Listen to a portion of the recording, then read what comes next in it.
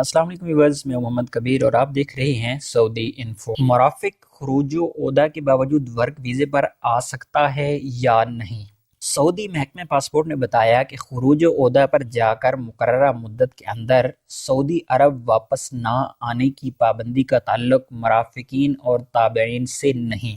غیر ملکی خاتون نے محکمہ پاسپورٹ سے ٹویٹر میں دریافت کیا تھا کہ وہ اپنے شوہر کے ہمراہ سعودی عرب میں مقیم تھی، خروج و عودہ لے کر اپنے وطن واپس چلی گئی۔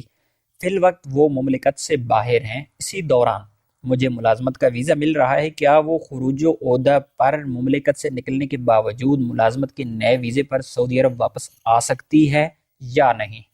محکمہ پاسپورٹ نے اس کے جواب میں بتایا کہ خروج و عودہ لے کر مملکت سے جانے اور واپس نہ آنے سے متعلقہ پابندی کا تعلق تابعین اور مرافقین سے نہیں۔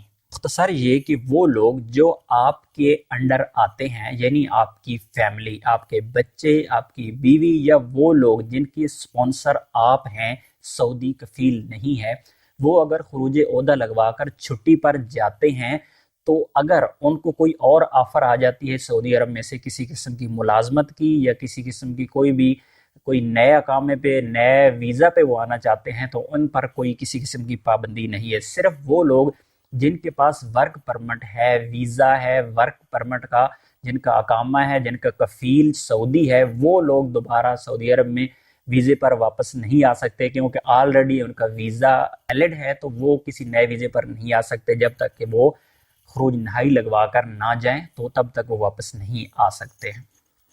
امید ہے آپ کو ویڈیو اچھی لگی ہوگی۔ ویڈیو اچھی لگی ہے تو ویڈیو کو لائک اور شیئر ضرور کیجیے گا، اور اگر آپ میرے چینل پر نئے ہیں تو میرے چینل سعودی انفو کو سبسکرائب کر لیجئے۔ ملتے ہیں اگلی ویڈیو میں، تب تک کے لیے اجازت دیجیے۔ اللہ حافظ۔